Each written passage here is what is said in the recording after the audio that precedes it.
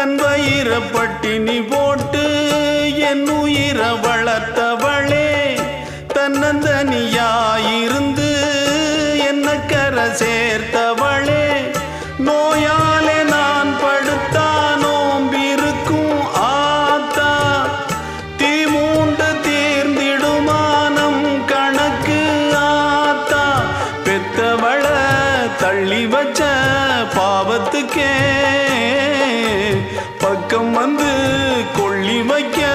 கூடலியே, என்ன ஆற்றிடவும் தேற்றிடவும் அன்னை போல யாரு, என் தாயன் கோயில காக்க மறந்திட்ட பாவியடி கிளியே,